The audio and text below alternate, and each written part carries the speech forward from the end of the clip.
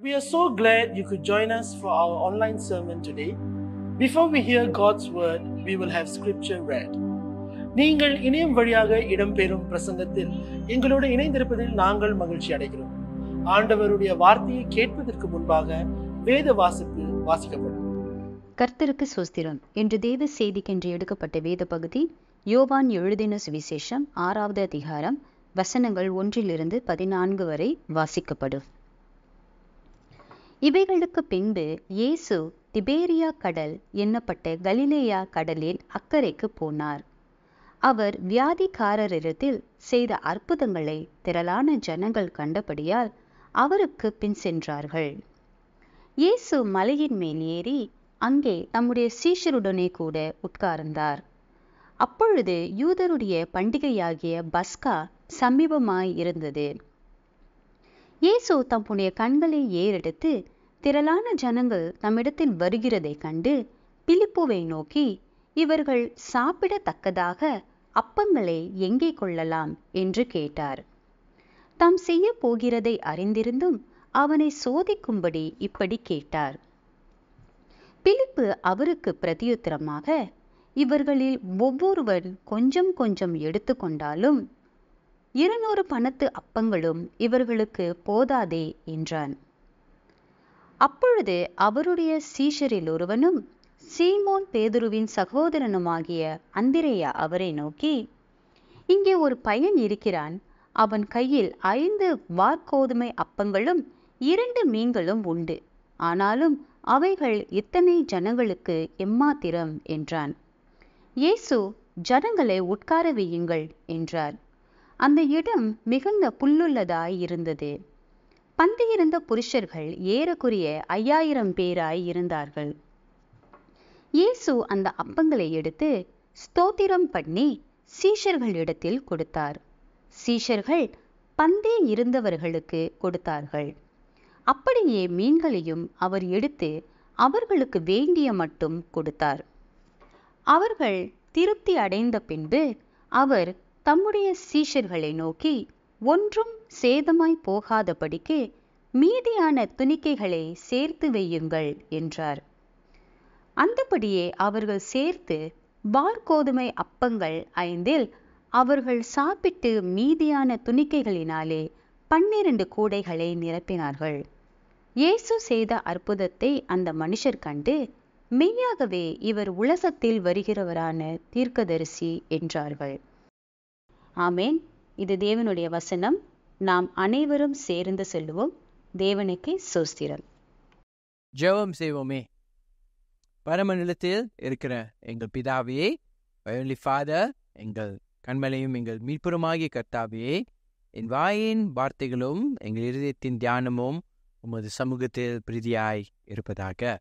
The words of my mouth and the meditation of our hearts be acceptable in your sight, O Lord, our strength and our Redeemer. In the name of the Father, the Son, and the Holy Spirit. பிதா, குமாரன், பரிசுத்த ஆவி நாமத்தில் ஜெபிக்கிறோம் எங்கள் நல்ல பிதாவே. Amen. Amen. Today we read about the feeding of a multitude of people with 5 barley loaves and 2 fishes. வட்கோதுமை அப்பம் 2 மீன்களை கொண்டு அநேக திரளான ஜனங்களுக்கு போஜனம் செய்ததை குறித்து நாம் வாசிக்க கேட்டோம். This is the only miracle that all 4 Gospels record Jesus doing.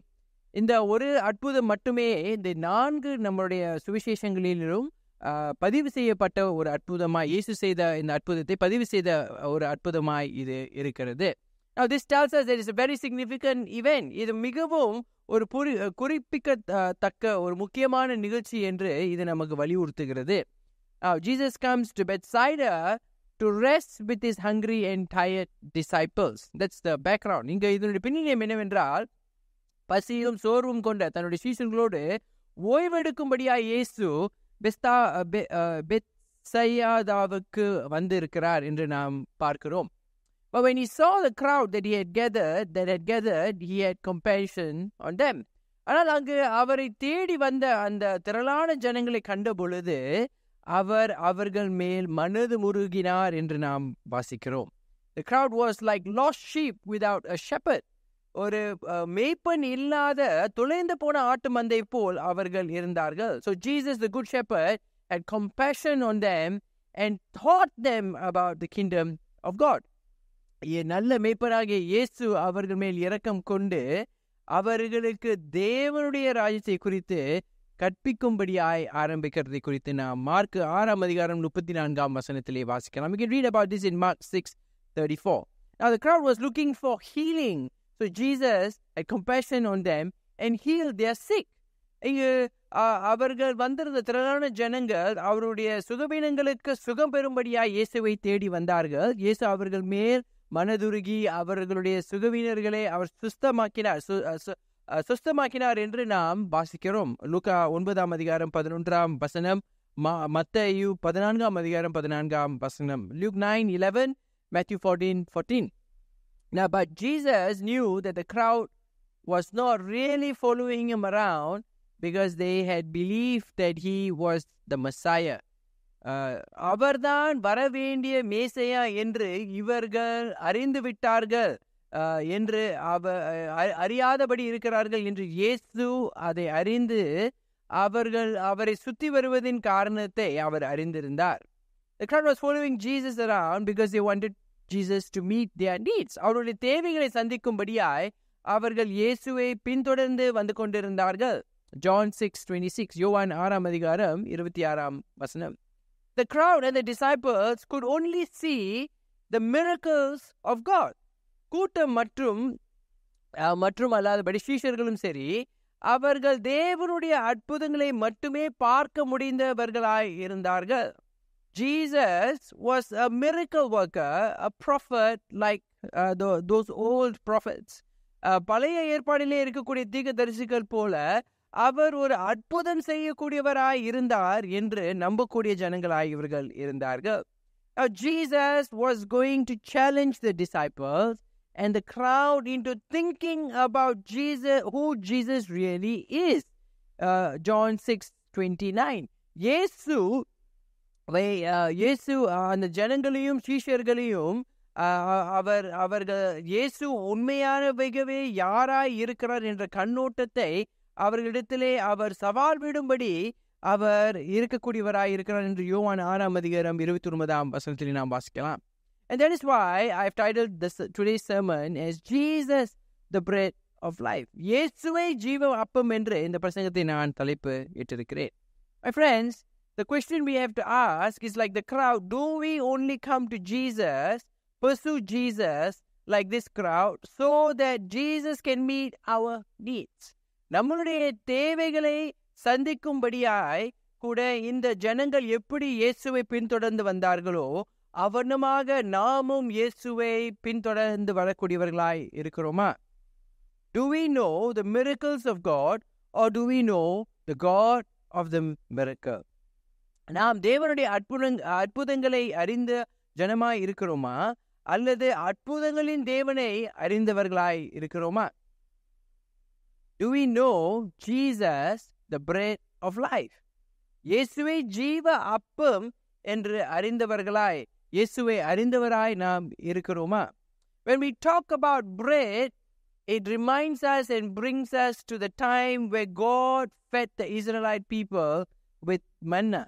நாம் இந்த அப்பம் என்று சொல்லும் பொழுது இங்கு இயேசு அவர்களுக்கு அப்பத்தை கொடுக்கும் பொழுது இது நான் பழைய ஏற்பாடிலே எப்படி ஆண்டவர் வனாந்தரத்திலே இஸ்ரவேல் ஜனத்திற்கு அவர் மன்னாவை கொடுத்து அவர்களை போஷித்தாரோ அவனுமான ஒரு காரியத்தை அந்த காரியத்தை குறித்து நினைவுபடுத்தக்கூடிய ஒரு காரியமாய் இருக்கிறது.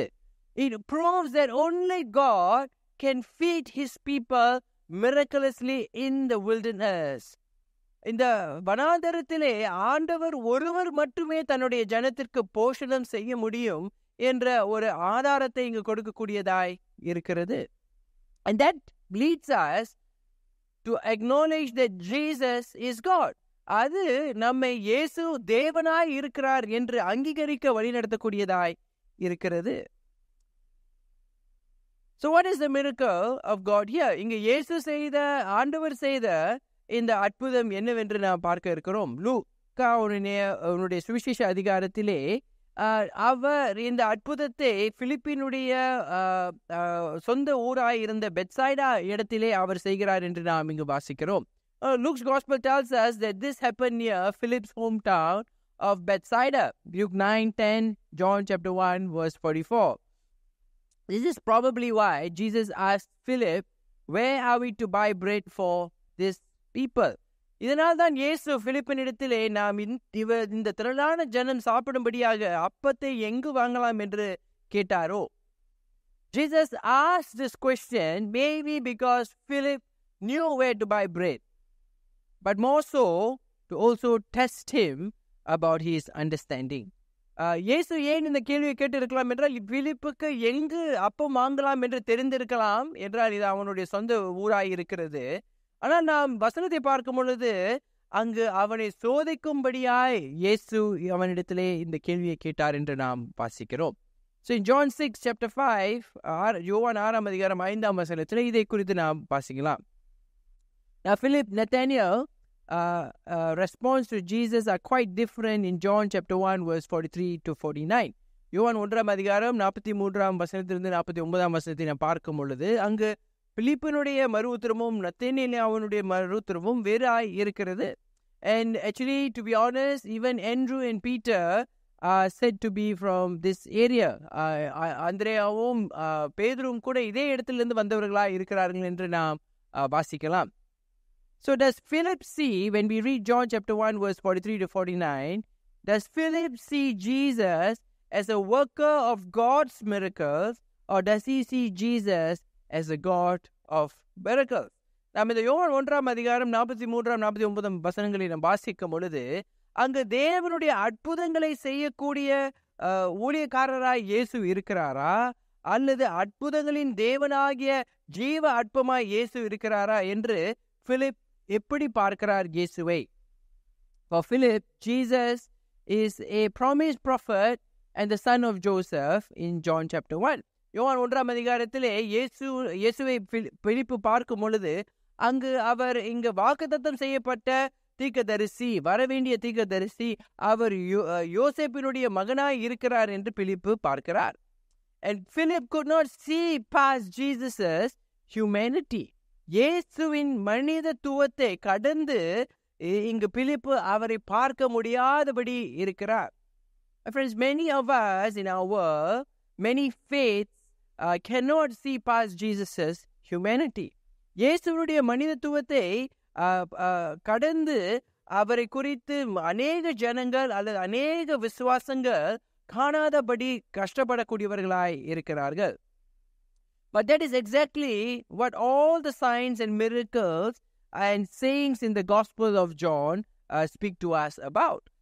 இதை குறித்து தான் யோவானுடைய இந்த புத்தகத்திலே இயேசு செய்த எல்லா அற்புதங்களும், எல்லா அடையாளங்களும், அவர் சொன்ன எல்லா காரியங்களும் அவர் மனிதனுக்கு அப்பாற்பட்டவர், மனிதத்துவத்திற்கு அப்பாற்பட்டவரும் தேவமாய் இருக்கிறார் என்றும் சொல்லப்படக்கூடிய ஒரு காரியமாய் இருக்கிறது. Jesus is just not another prophet.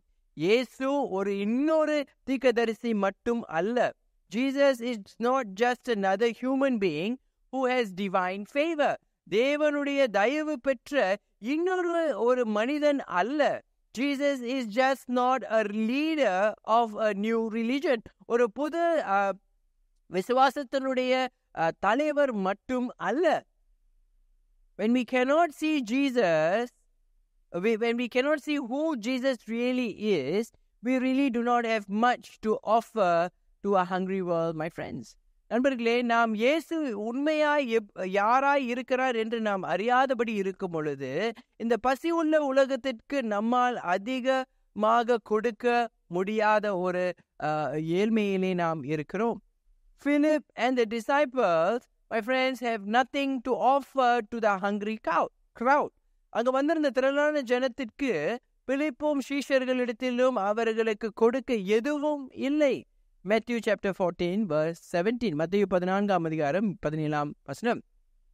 Now there is a problem. This is a problem that is way too big for them to solve. ஆனால் இந்த அவர்கள் தீர்க்கும்படியாய் இது மிகப்பெரிய ஒரு பிரச்சனையாய் இருந்தது. The only solution that they could think of was, அவர்களால் சிந்திக்கக்கூடிய ஒரு தீர்வு என்னவென்றால், the human solution is to ask them to solve their own problems. இதனுடைய தீர்வு என்னவென்றால், இது மனித ரீதியில் செய்யக்கூடிய ஒரு தீர்வு என்னவென்றால், அவர்கள் தங்களுடைய பிரச்சனைகளை தீர்த்து கொள்ள வேண்டியதான். Every time, my friends, God asks us to do something, we have so many why nots to tell him and so many nothings to offer him. அநேக வேளைகளை ஆண்டவர் நம்மிடத்தில் ஏதாவது ஒரு காரியத்தை செய்ய சொல்லும் பொழுதோ அழைக்கும் பொழுதோ அவருக்கு நான் ஏன் செய்யக்கூடாது என்று சொல்லக்கூடிய காரணங்களும், என்னால் கொடுப்பதற்கு எதுவும் இல்லை என்று சொல்லக்கூடிய காரணங்களும் நாம் அதிகமாய் கொடுக்கக்கூடியவர்களாய் நாம் இருக்கிறோம். And that is because we cannot see Jesus as God who will meet the need. அந்த தேவைகளை சந்திக்கக்கூடிய தேவனாய் இயேசு இருக்கிறார் என்று நம்மால் முழுமையாக நம்பவோ காணவோ முடியாதபடி இருக்கிறோம். We struggle to give our time, our money, our strength, and maybe even our children for God's calling to feed a hungry world with the good news of the gospel. The சுவிசேஷத்தினுடைய நற்செய்தியை சொல்லும்படியாய் இந்த பசியாய் இருக்கக்கூடிய இந்த உலகத்திற்கு ஆண்டவர் நம்முடைய பிள்ளைகளை அழைக்கும் பொழுதோ, நம்மளுடைய பலனை கேட்கும் பொழுதோ, நம்முடைய பணத்தை கேட்கும் பொழுதோ, நம்ம நேரத்தை கேட்கும் பொழுதோ, நாம் அதை கொடுப்பதற்கு கஷ்டப்படக்கூடியவர்களாய் நாம் இருக்கிறோம். We are able to feed our lives with the bread of our own, with the bread of this world. இந்த உலகத்தினுடைய அப்பத்தை கொண்டு நம்முடைய சொந்த வாழ்க்கையினுடைய காரியங்களை நாம் திருப்தி செய்யும் கொள்ளும்படியாய் நாம் நாமே போஷித்துக் கொள்ளக்கூடியவர்களாய் இருக்கிறோம். We feed ourselves with what we think we need, what our desires are, with the bread of this world. நம்முடைய தேவைகள், நம்முடைய ஆசை பாசங்களை நாம் இந்த உலகத்தினுடைய அப்பத்தை கொண்டு நாம் திருப்தி செய்ய கொண்டக்கூடியவர்களாய் நாம் இருக்கிறோம். When God called, Moses said, I cannot speak. ஆண்டவர் மோசேயை அழைக்கும் பொழுது நான் திக்குவாயன் என்று அவன் சொன்னான். கிதியோனை அழைக்கும் பொழுது நான் எல்லா கோத்திரங்களிலும் மிகவும் பலவீனமானவன் என்று சொன்னான். பேதுருவை அழைக்கும் பொழுது அவன் நான் பாவி ஆண்டவரே என்று சொன்னான். Moses said, when God called Moses, Moses said, I cannot speak. When God called Gideon, Gideon said, my clan is the weakest. I am the weakest man in all of Israel. And when God called Peter, Jesus called Peter, he said, God, I'm sinful. Just go away from me. I remember the many cannots and not good enoughs I have said to God. ஆண்டவரிடத்திலே ஆண்டவர் என்னை அழைக்கும் பொழுது என்னால் முடியாது, நான் தரமற்றவன் என்று சொன்ன அநேக காரணங்களை நான் நினைவு கொள்கிறேன். I've even said to God, I'm so afraid. I can't do this. எனக்கு ரொம்ப பயமா இருக்கு ஆண்டவரே, இதை என்னால் செய்ய முடியாது. What are you saying? What are we saying when God calls us to do something for a hungry world? இந்த பசியாய் இருக்கக்கூடிய இந்த உலகத்திற்கு ஆண்டவர் நம்மை சேவை செய்யும்படி அழைக்கும் பொழுது நாம் ஆண்டவருக்கு என்ன மறுவுத்தரவு கொடுக்கிறோம்? My friends, when we say cannot, we say to God that our limitations are greater than his ability. அநேக வேளைகளிலே நம்மால் உணர முடியாது. I'm guilty of this. நான் கூட இதற்கு தவறு செய்தவனா இருக்கிறேன். நம்மால் உணர முடியாது. நம்மால் முடியாது என்று நாம் சொல்லும் பொழுது தேவனுடைய பலனை விட நம்மளுடைய பலவீனம் பலனாய் இருப்பதாக தேவனிடத்தில் நாம் சொல்லுகிறோம். We are no longer walking in the power and authority of Jesus' resurrected life as believers. நாம் விசுவாசிகளாய் இருக்கக்கூடிய நாம் ஆண்டவர் நம்மை அழைக்கும் பொழுது நாம் இயேசுவினுடைய உயிர்த்தெழுந்த வாழ்க்கையினுடைய ஜீவனுடைய அதிகாரத்திலும் அதனுடைய வல்லமையிலும் நடவாதபடி இருக்கக்கூடியவர்களாய் நாம் இருக்கிறோம். They are very hungry and tired people inside and outside our church. நம்முடைய சபையிலேயும் சபை வெளியிலேயும் மிகவும் பசி உள்ளவர்களும் மிகவும் சோர்வு உள்ளவர்களும் இருக்கக்கூடியவர்களாய் இருக்கிறார்கள். Jesus is right. The world will always have its needy and poor. இயேசு சொன்னார், அவர் சொன்னது உண்மை. இந்த உலகத்திலே எப்பொழுதும் தரித்திரர்களும் பசி உள்ளவர்களும் இருப்பார்கள். The world does not know the bread of life that came down from heaven. பரலோகத்திலிருந்து இறங்கி வந்த இந்த ஜீவ அப்பத்தை அறியாதபடி இந்த உலகம் இருக்கிறது. Do we know the bread of heaven? இந்த பரலோக அப்பத்தை நாம் அறிந்திருக்கிறோமா? How do we see Jesus? நாம் இயேசுவை எப்படி பார்க்கக்கூடியவர்களாய் இருக்கிறோம்? Do we see Jesus as a worker of God's miracles? தேவனுடைய அற்புதங்களை செய்யக்கூடிய ஒரு ஊழியக்காரனாய் இயேசுவை பார்க்கிறோமா? Or do we see Jesus as the God of the miracles, the bread of life? தேவ ஜீவியத்தின் அப்பமாய் இருக்கக்கூடிய இயேசு அவர்தான் இந்த அற்புதங்களின் தேவனாய் இருக்கிறார் என்று காணக்கூடியவர்களாய் இருக்கிறோமா? A lot of people will come and say, pray for us so that we may be healed. அநேகர் வருவார்கள், அநேக வேளைகளிலே எங்களுக்காக ஜெபம் பண்ணுங்கள், நாங்கள் சுகம் அடையும்படி. And we do pray for them, and Jesus just does heal them. இயேசு அவர்களுக்காக நாம் ஜெபம் பண்ணும்போது இயேசு அவர்களுக்கு சுகத்தை கொடுக்கக்கூடியவர்களாய் கூட இருக்கிறார். And but that is the end of their story. அதுதான் அவர்களுடைய கதையின் முடிவாய் இருக்கிறது. They did not meet the God of the miracle, just the miracle. அவர்கள் இந்த அற்புதத்தின் தேவனை சந்திக்காதபடிக்கு அற்புதத்தை மட்டுமே சந்தித்து செல்லக்கூடியவர்களாய் இருக்கிறார்கள். So we need to meet the God of the miracles. நாம் இந்த அற்புதத்தின் தேவனை நாம் சந்திக்க வேண்டும். Jesus told the disciples to go and see what do they have. Mark 6:38. உங்களிடத்தில் எத்தனை அப்பங்கள் உண்டு, போய் பாருங்கள் என்று இயேசு அவர்களிடத்திலே கட்டளை இடுகிறார். The disciples find 5 loaves of bread and 2 small fishes and a lot of empty baskets. They took a step of faith. அவர்கள் சென்று 5 அப்பம் கொண்ட ஒரு கூடை, 2 சிறிய மீன்கள் கொண்டு அநேக ஒரு காலியான கூடைகளை கூட அவர்கள் கண்டுபிடிக்கிறார்கள். And they take a step of faith and they bring it back to Jesus. இதை அவர்கள் இயேசுவிடத்திலே கொண்டு வருகிறார்கள். Now Jesus multiplies it. இயேசு அதை பெருக பண்ணுகிறார். An amazing and abundant miracle happens. மிகவும் ஆச்சரியமாக திரளான ஒரு அற்புதம் இங்கு உருவாகிறதை குறித்து நாம் பார்க்கிறோம். When we truly see who Jesus is, then we can see the limitless love and power of God to satisfy the hunger of people. ஜனங்களுடைய பசியை தீர்க்கக்கூடிய தேவனை நாம் அறியும் பொழுது அவருடைய அளவற்ற அன்பு, அளவற்ற அவருடைய வல்லமையை நாம் காணக்கூடியவர்களாய் இருக்கிறோம்.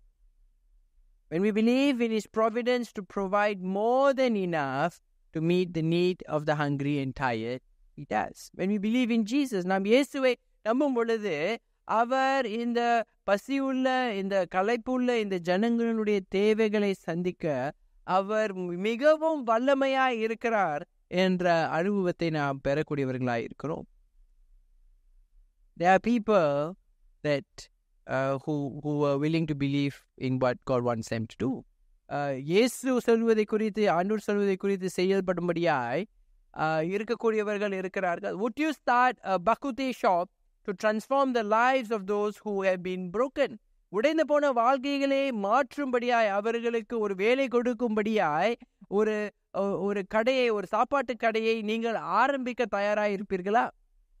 Jabez's son, an ex-offender himself, did that as God began to work in his life. Jabez தான் என்று சொல்லக்கூடியவர், அவரே ஒரு முன்னாள் ஒரு பாதிக்கப்பட்டவர். அவர் ஆண்டவர் சொன்னதை கேட்டு இவனுமாக ஒரு கடையை ஆரம்பித்தார். A doctor was moved to start a free clinic for migrant workers. இந்த வெளி ஊழியக்காரர்கள் மத்தியிலே வந்து வேலை செய்கிறவர்களுக்கு ஒரு இலவச ஒரு மருத்துவ சேவை செய்ய வேண்டும் என்று ஆண்டவர் ஒரு மருத்துவரிடத்திலே பேசினார். அவரும் அதை ஆரம்பித்தார். There are many other stories that people just trusted God to do. இதே போல் அநேக கதைகள் நம்முடைய கிறிஸ்துவ சகோதரர் சகோதரிகள் மத்தியில் ஆண்டவர் சொன்னார் என்று அந்த ஒரு விசுவாச பயணத்தில் செல்லக்கூடியவர்கள், அந்த விசுவாச அடியை எடுத்து வைக்கக்கூடியவர்கள் அநேக கதைகள் இருக்கிறது. Friends, all these people did was to bring what they had to God when God asked them, where can we buy bread so that these people may eat?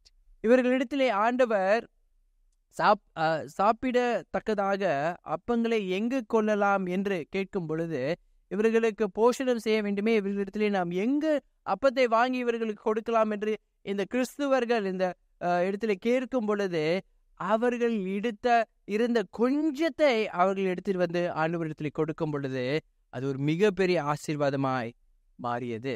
I'm sure they face challenges. நிச்சயமாக அவர்கள் தங்களுடைய விசுவாச பயணத்தில் அநேக சவால்களை சந்தித்திருப்பார்கள். many empty baskets, அநேக கூடைகள் அங்க இருந்தது. எல்லாம் சாப்பிட்டு முடிஞ்சிட்டோன்னே 12 கூடைகள் நிரம்பும்படியாய் அவர்கள் அந்த அப்பத்தையும் மீனையும் வைத்தார்கள் என்று நாம் வாசிக்கிறோம். We read that there were 12 baskets that were filled with leftovers.